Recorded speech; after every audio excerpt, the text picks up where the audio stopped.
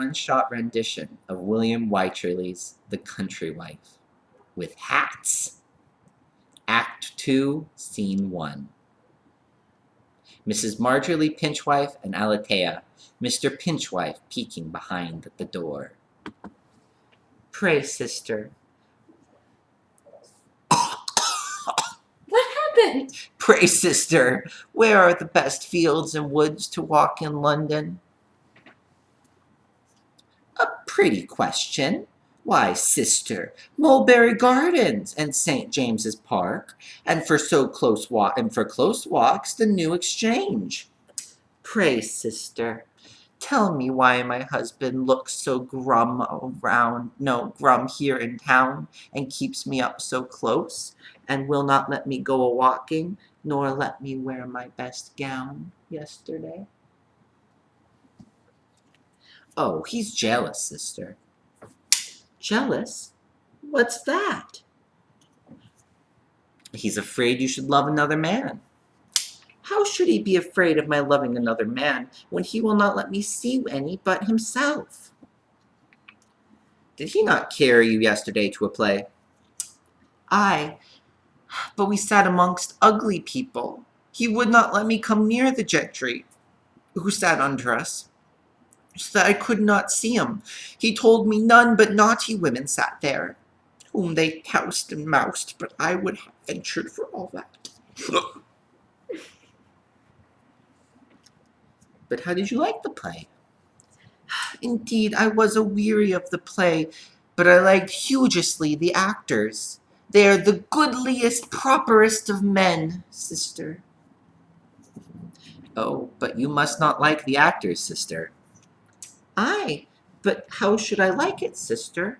Pray, sister, when my husband comes in, will you ask leave for me to go a-walking? A-walking, ha ha, Lord, a country gentlewoman's leisure is the drudgery of a foot-post, and she requires as much airing as her husband's horses. Once again, that's an aside. So she said that to herself, so let's try it again. A-walking, ha ha.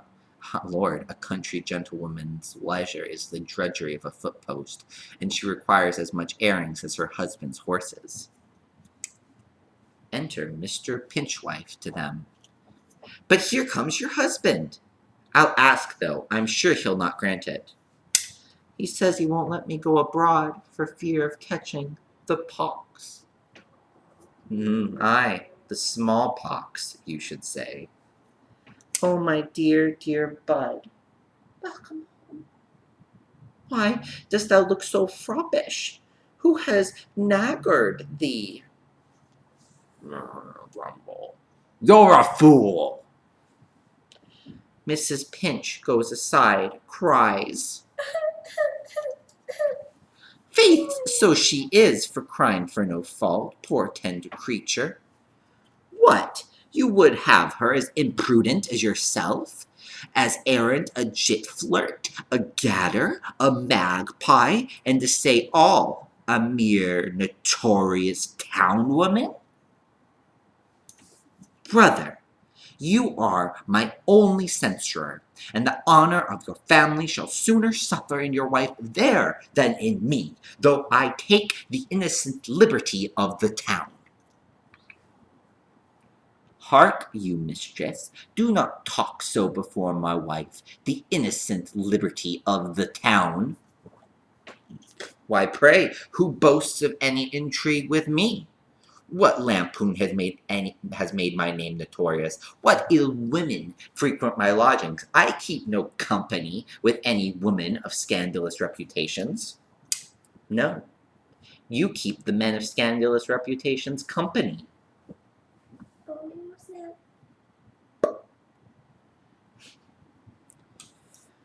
Where? Would you not have me civil answer 'em in a box at the plays, in the drawing-room at the Whitehall, in St. James's Park, Mulberry Garden, or— Hold, do not teach me, my wife, where the men are to be found. Oh, do not teach my wife where the men are to be found. I believe she's the worst for your town documents already. I bid you keep her in ignorance, as I do. Indeed, be not angry with her, Bud. She will tell me nothing of the town, though I ask her 1,000 times a day. Then you are very inquisitive to know, I find. Nor indeed, dear. I hate London.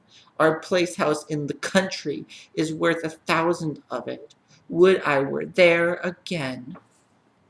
So you shall, I warrant you. But were you not talking of plays and players when I came in? You are her encourager in such discourses. No, indeed. Dear, she chid me just now for liking the player men. Nay, if she be so innocent as to own to me her liking them, there is no hurt in it. Come, my poor rogue, but thou likest none better than me? Yes, indeed, but I do. The player men are fighter folks. Bless you. That's something you're never going to get on the stage, folks.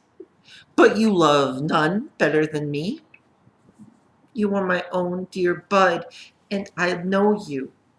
I hate a stranger.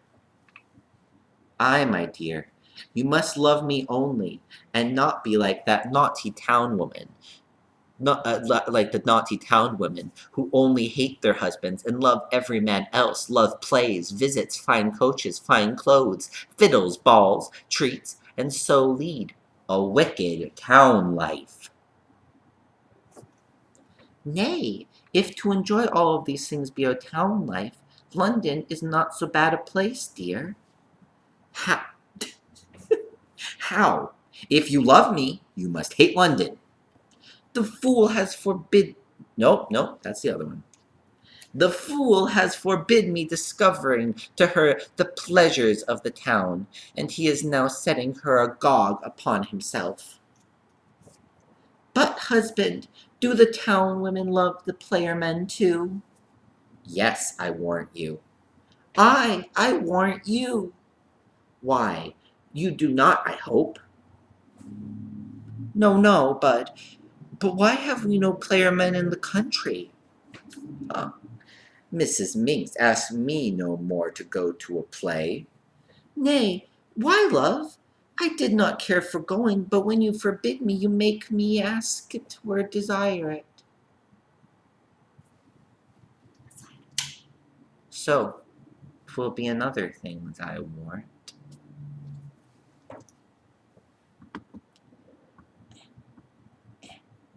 Pray, let me go to a play, dear. Hold your peace, I will not. Why not? Why, love? Why, I'll tell you. Nay, if he tell her, she'll give him cause to forbid her that place. Pray, why, dear? First, you like the actors, and the gallants may like you. What? A homely country girl? Nobody would like me. I tell you, yes, they may. No, you jest. I won't believe you. I will go.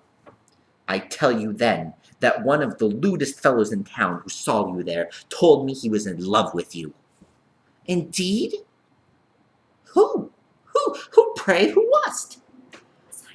I'm going too far, and slipped before I was aware how overjoyed she is. Was it any Hampshire gallant? Any of our neighbors? I promise you, I am beholding to him. I promise you, you lie, for he would but ruin you as he had done hundreds. He has no other love for women but that such as he look upon women like basilisks, but to destroy them. Ay, but if he loves me, why should he ruin me? Answer me to that. Methinks he should not. I would do him no harm.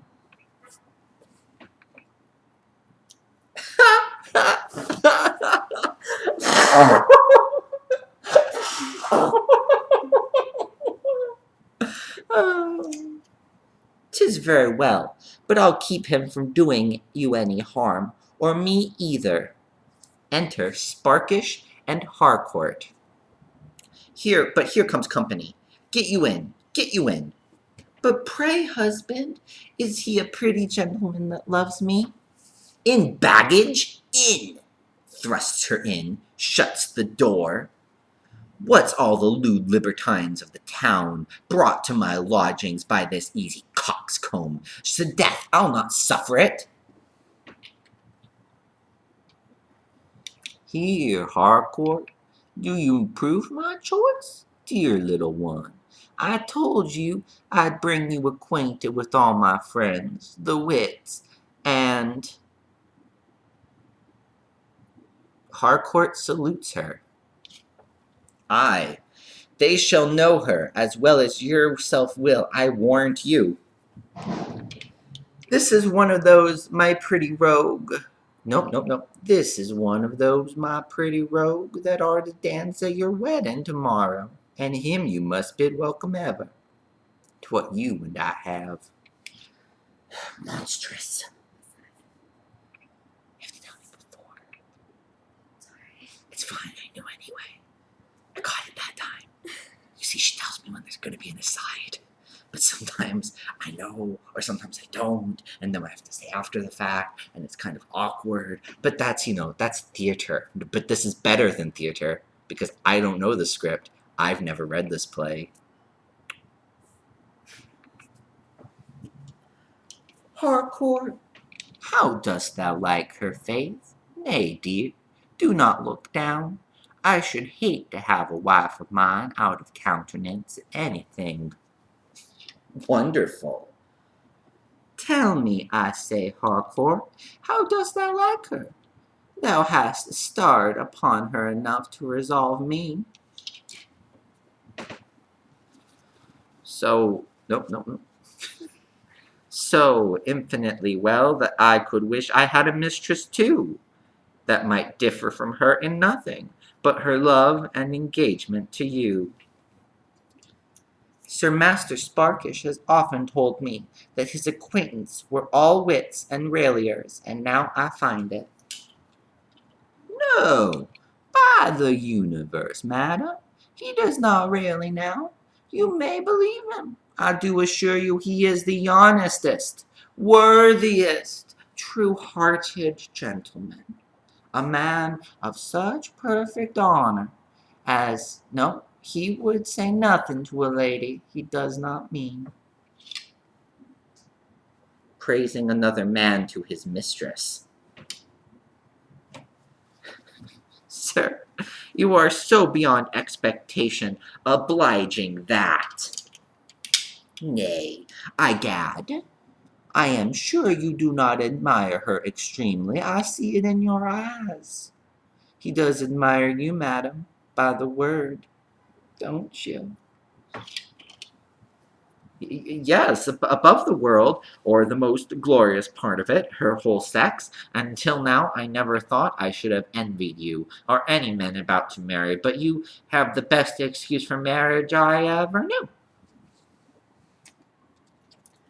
Nay, sir, I'm satisfied you are of the society of wits, railleurs, since you cannot spare your friend, even when he is but too civil to you.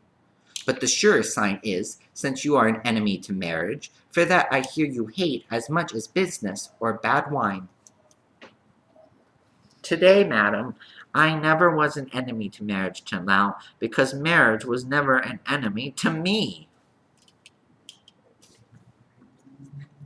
But why, sir, is marriage an enemy to you? Because it robs you of your friend here? For you look upon a friend married as one gone into a monastery that is dead to the world? 'Tis indeed because you marry him. I see, madam, you can guess my meaning. I do not confess heartily and openly. I wish it were in my power to break the match, by heavens, I would.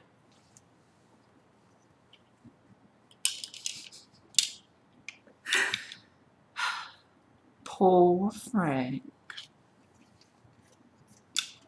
Would you be so unkind to me? No, no, inhaled something. Where did we Where did we get these hats? Would you be so unkind to me? Nope, nope, no, 'tis not because I would be unkind to you.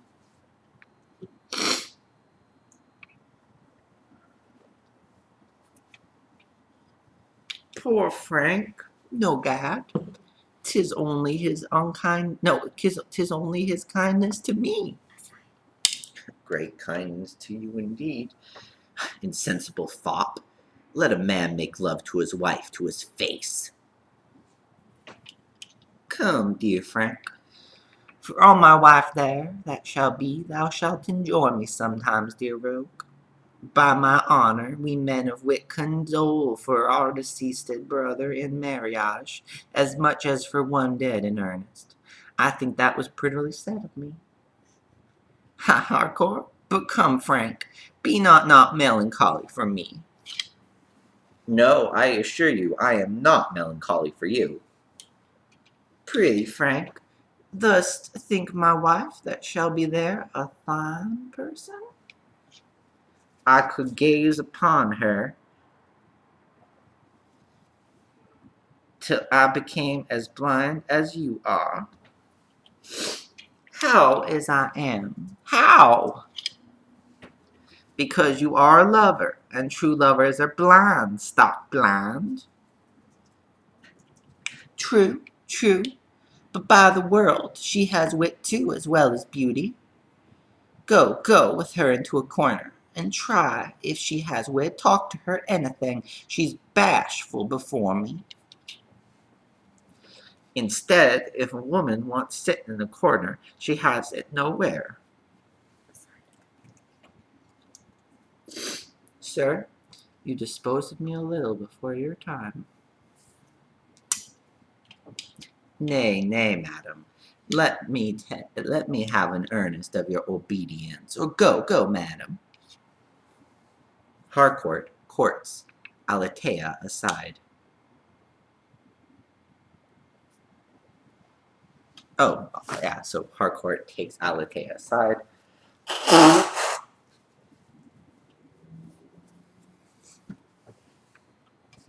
How, sir? If you are not concerned with the honor of a wife, I am that of a sister. He shall not debauch her, be a pandar to your own wife, bring men to her, let 'em make love before your face, thrust 'em into a corner together, then leave 'em in private. Is this your town wit and conduct?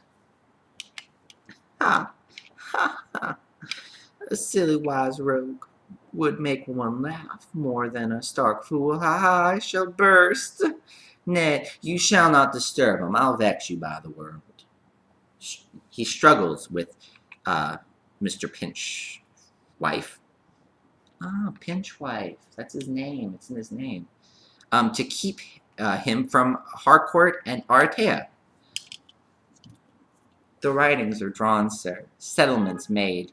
'Tis too late, sir, and past all revocation.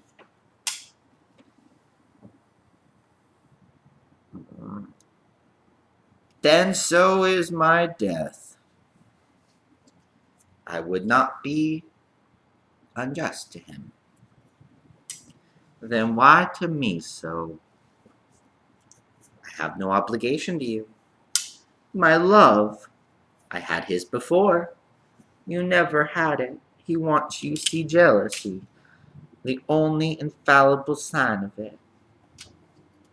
Love proceeds from esteem. He cannot distrust my virtue. Besides, he loves me, or he would not marry me.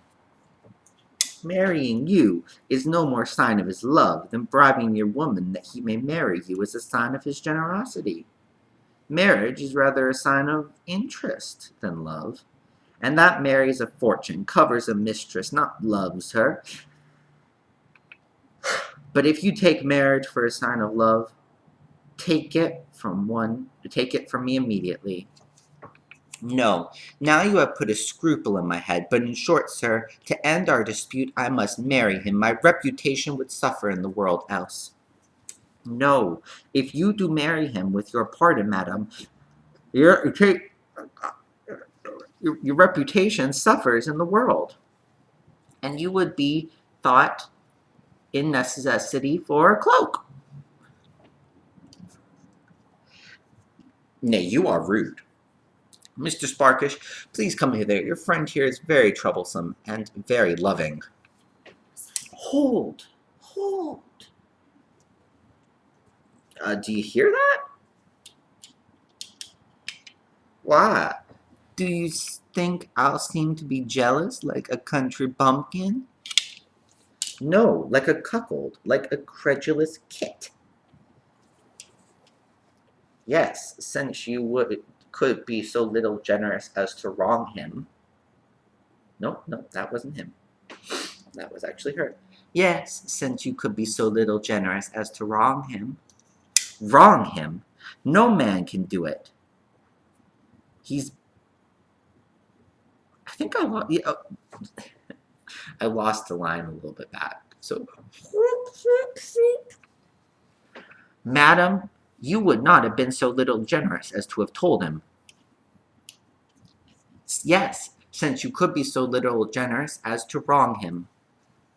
Wrong him? No, madam, could do it. He's beneath an injury, a bubble, a coward, a senseless idiot, a wretch so contemptible in all the world but you that hold. Do not rail at him, for since he is like to be my husband, I am resolved to like him. Nay, I think I am obliged to tell him you are not his friend. Master Sparkish, Master Sparkish. What? Now, dear rogue, has not she wit? Not as much, not so much as I thought and hoped she had. Mr. Sparkish, do you bring people to rail at you? Madam. How? No, but if he does not rail at me, 'tis but in jest I warrant. What my wits do for one another, and never take any notice of it. He spoke so scuriously of you, I had no patience to hear him. Besides, he has been making love to me. True damned tell-all woman. Pshaw!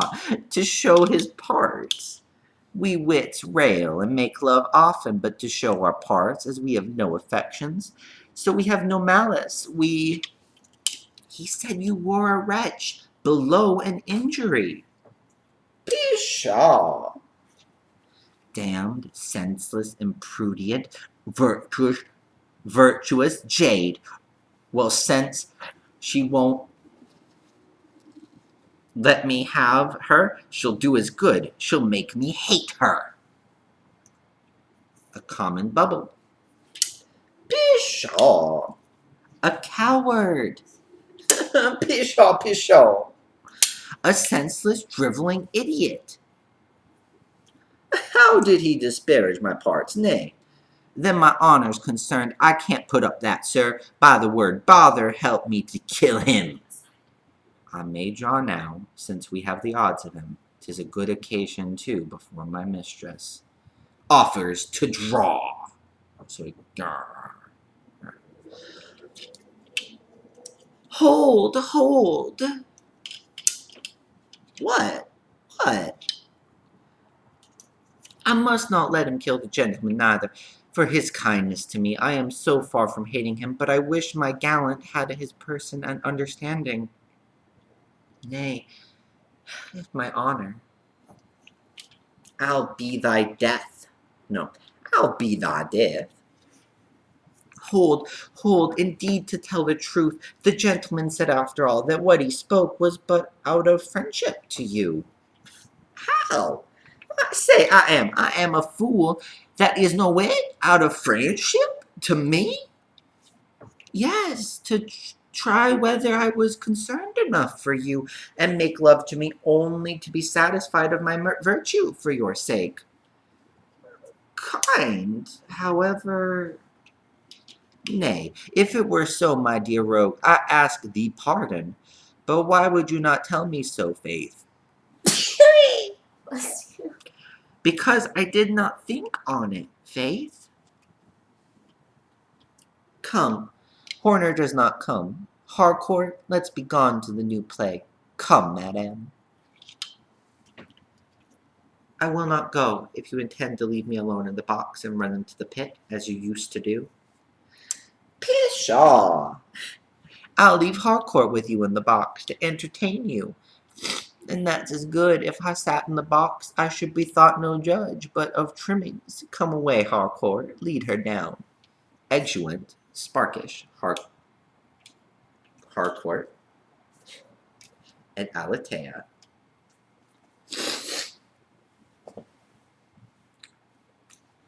I'm gonna blow my nose. A little bit of a cold.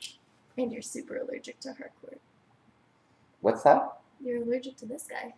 Yeah, I'm really allergic to Harcourt. I imagine this is a hat.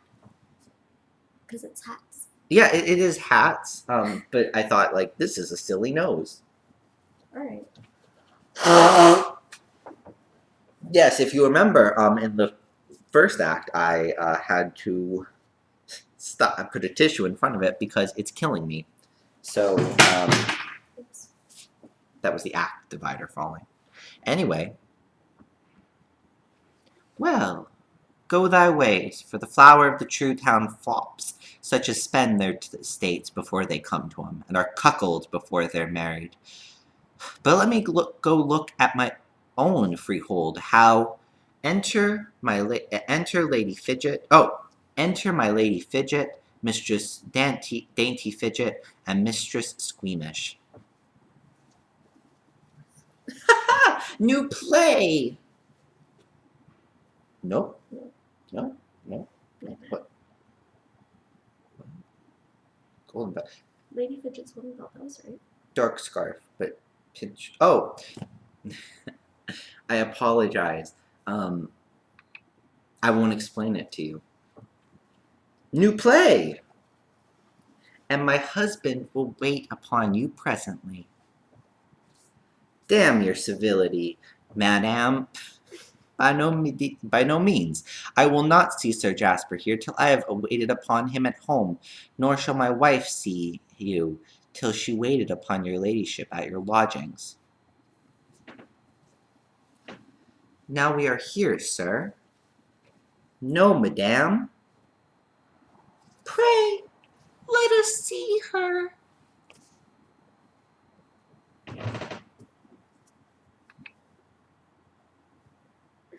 We will not stir till we see her.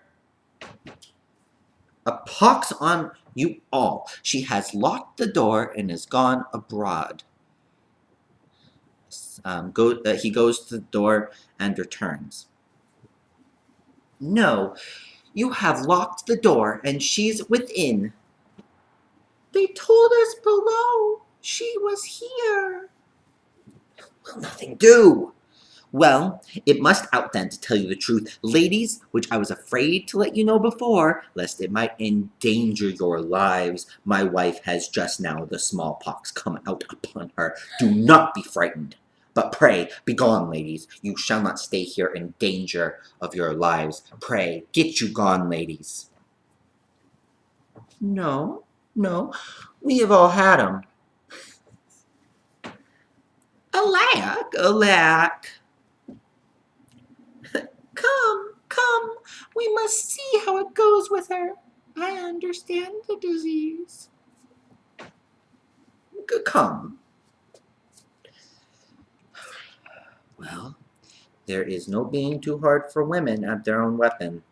Lying. Therefore, I'll quit the field. He's saying that women are the best at lies. It's sexist. Exit Pinchwife.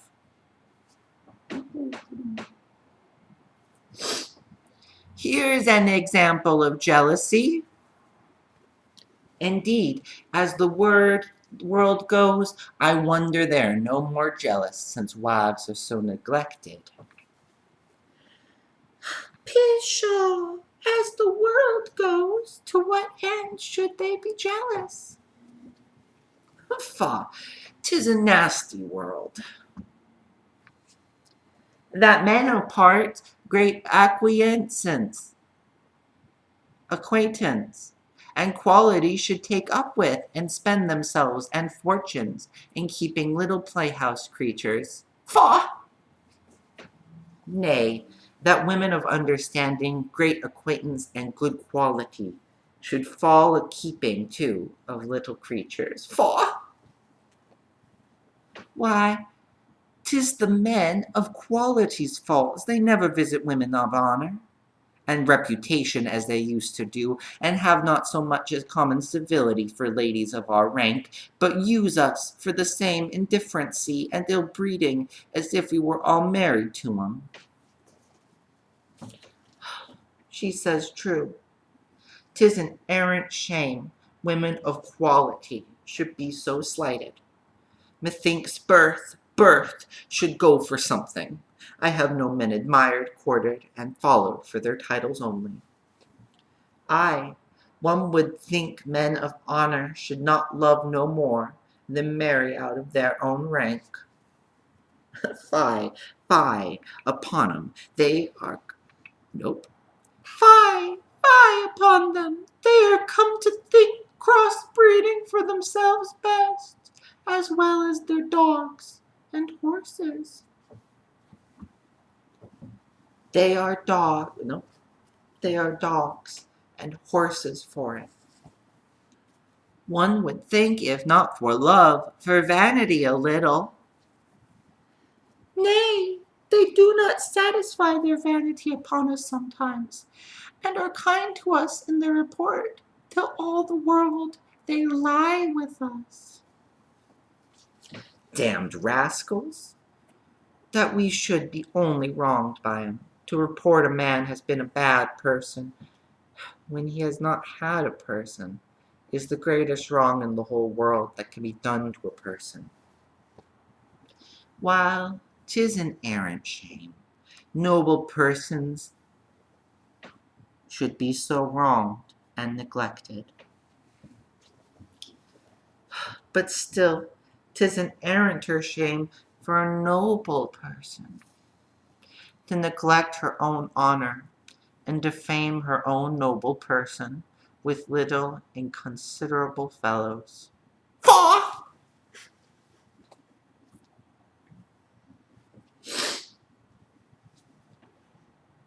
I suppose the crime against our honor is the same with men of quality as with another. How? No, sure, the man of quality is likes one's husband, and therefore the fault should be the less. But then the pleasure should be the less. Fie, fie, for shame, sister, whither shall we ramble? Be continent in your discourse, or I shall hate you. Besides, an intrigue is so much the more notorious for the man's quality. 'Tis true, 'tis true. No bodies take notice of a private man, and therefore with him 'tis more secret, and the crime's the less when 'tis not known.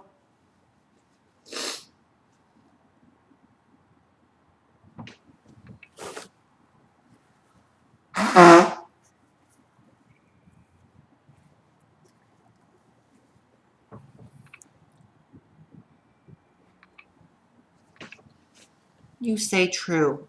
Faith, I think you are in the right on it. 'Tis not an injury to a husband, till it be an injury to our honors, so that a woman of honor loses no honor with a private person, and to say truth. So the little fellow is grown a private person with her.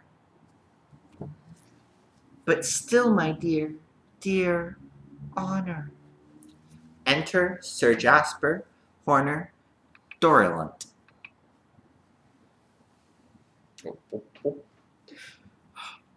Ay, my dear, dear of honor, thou hast still so much honor in my mouth.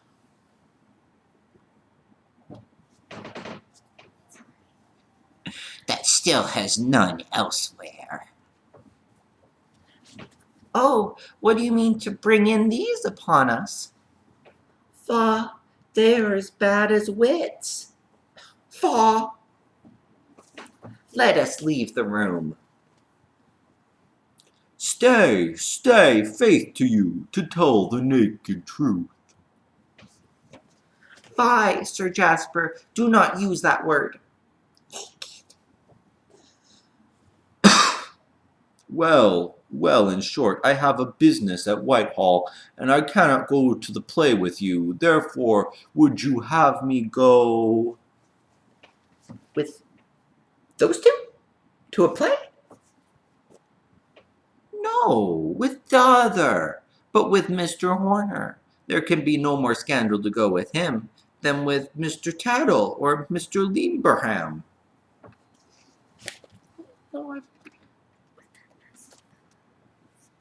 Ah, with that nasty fellow? No, no.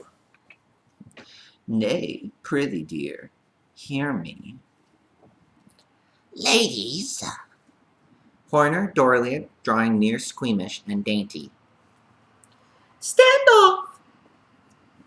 Do not approach us. You heard with the wits. You are obscenity all over. And I would as soon look upon a picture of Adam and Eve without fig leaves as any of you, if I could help it. Therefore keep off and do not make us sick. What a drivel are these? Why, they are pretenders to honor, as critics to wit, only by censuring each other, and as every raw, peevish, out-of-humored, affected, dull, tea-drinking, arithmetical fop sets up for wit by railing a man of sense, so these for honor by railing of the court, and ladies of as great honor as of quality. Come, Mr. Horner, I must desire you go with these ladies to the play, sir. I, sir?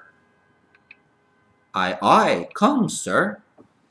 I must beg your pardon, sirs and theirs. I will not be seen in women's company in public again for the world. Strange aversion. No, he's for women's company in private. He, poor man, he, ha, ha, ha. 'Tis a greater shame amongst lewd fellows to be seen in virtuous women's company than for the women to be seen in that with them. Indeed, madam. No, indeed, madam, the time was I only hated virtuous women, but now I hate the other too. I beg your pardon, ladies.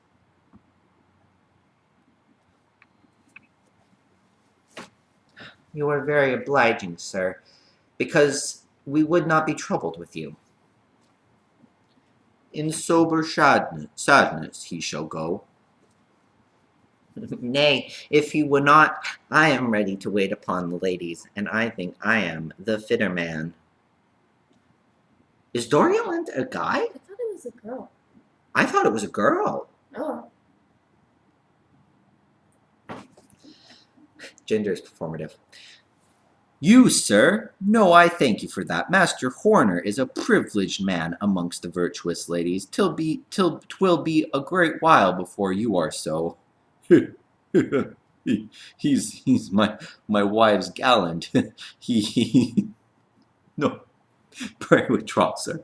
For as I take it, the virtuous ladies have no business with you.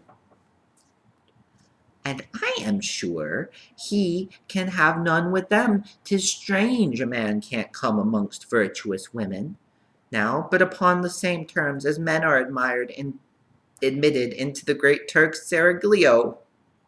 Seraglio? Seraglio? Seraglig?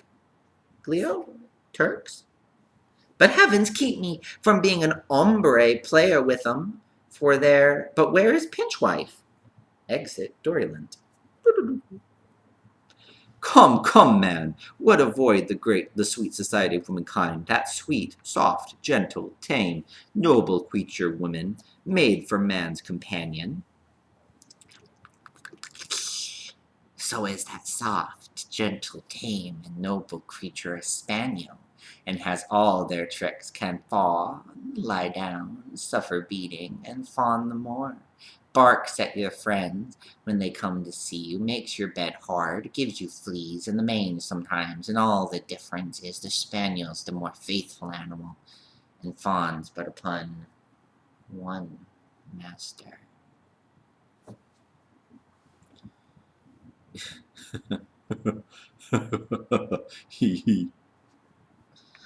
Oh, you rude beast! Insolent brute! Brute, stinking, mortified, rotten French weather, to dare! Hold, and it please your ladyship, for shame, Master Horner, your mother was a woman. Now shall I never reconcile 'em. Hark, you madam, take my advice in your place. You know you often want one to make up your drolling pack of ombre players, and you may cheat him easily, for he's an ill gamester and consequently loves play. Besides, you know you have but 2 old civil gentlemen, with stinking breaths too, wait upon your abroad, take in the third into your service. The others are but crazy, and a lady should have a supernumerary gentleman usher as a supernumerary coach horse. Huh? Supernumerary coach horse, lest sometimes you should be forced to stay at home. But are you sure he loves plays and has money? He loves plays as much as you, and has money as much as I. Then I am contented to make him pay for his scurrility. Money makes up in all measures, in a measure, all other wants in men. Money makes up in a measure all other wants in men. Donald Trump. Those whom we cannot make hold for gallants, we make fine. Now to mollify, to wheedle. Master Horner, will you never keep civil company? Methinks 'tis time now, since you are only fit for them. Come, come, man, you mustn't even fall to visiting our wives, eating at our tables, drinking tea with our virtuous relations, after dinner, dealing cards to 'em, reading plays and gazettes to 'em, picking fleas out of their shocks from, collecting receipts, songs, women, pages, and footmen for 'em. I hope they'll afford me better employment, sir. 'Tis fit you know your work before you come into your place, and since you are unprovided of a lady to flatter, and a good house to eat at, pray frequent mine, and call my wife mistress, and she shall call you gallant, according to the custom. Who, I? Faith, thou shalt be for my sake. Come for my sake only. For your sake? Come, come, here is a gamester for you. Let him be a little familiar sometimes. Nay, what a little rude. Gamesters may be rude with you ladies, you know. Yes, losing gamesters have a privilege with women. I always thought the contrary, that the winning gamester had most privilege with women. For when you have lost your money to a man, you'll lose anything you have, all you have, they say, and he may use you as he pleases.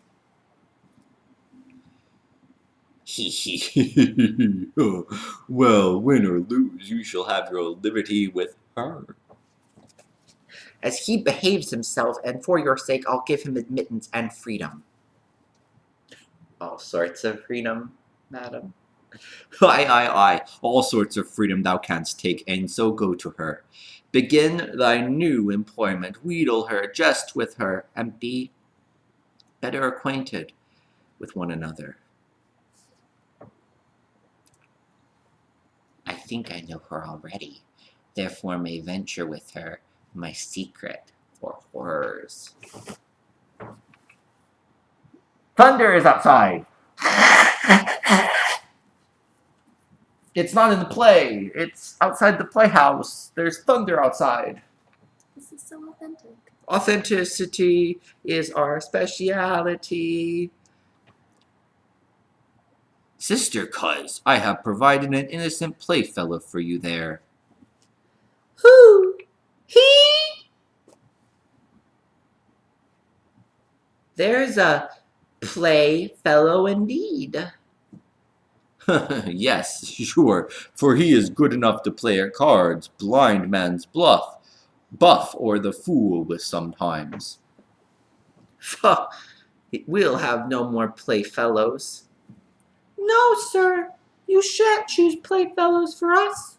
We thank you. Nay, pray, hear me.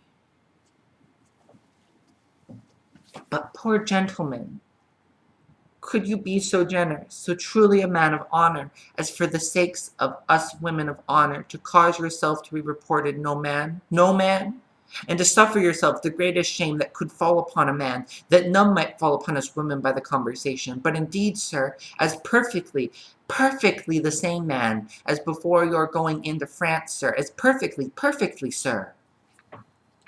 As perfectly, madam. Nay, I scorn you should take my word. I desired to be tried only, madam.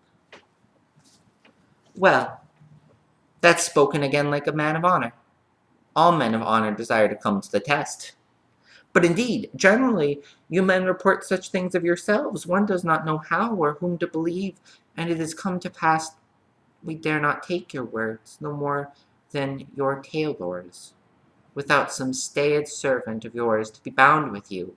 But I have so strong a faith in your honor, dear noble sir, that I'd forfeit mine for yours at any time, dear sir. No, madame, you should not need to forfeit it for me. I have given you security already to save you harmless, my late reputation being so well known in the world, madame.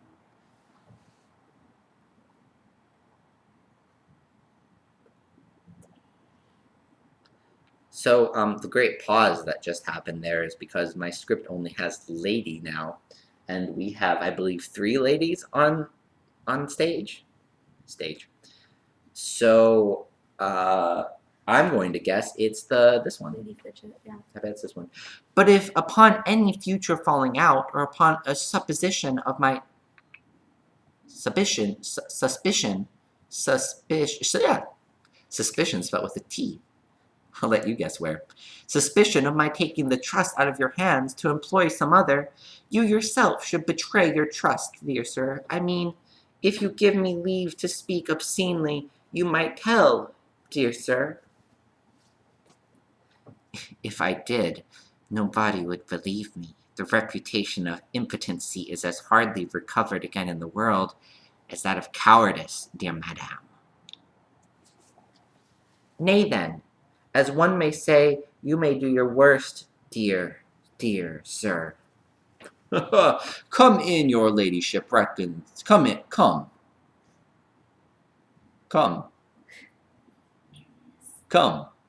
Is your ladyship reconciled to him yet? Have you agreed on matters? For I must be gone to Whitehall.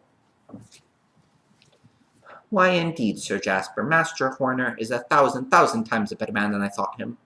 Cousin Squeamish, Sister Dainty, I can name him now. Truly not long ago, you know, I thought his very name obscenity, and I would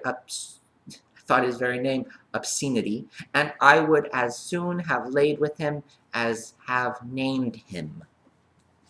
Very likely, poor madame. I believe it. No doubt on it. Well, well, that your ladyship is as virtuous as any she I know, and him all the towns know. Therefore now, you like him, get you gone to your business together. Go, go to your business, I say. Pleasure whilst I go to my pleasure business. Go to my pleasure business. Come then, dear gallant. Come away, my dearest mistress. So, why 'tis as I'd have it. Exit, Sir Jasper. And as I'd have it. Who for his business from his wife will run, takes the best care to have her business done. Everyone leaves the stage. And they had to leave first. End of Act 2.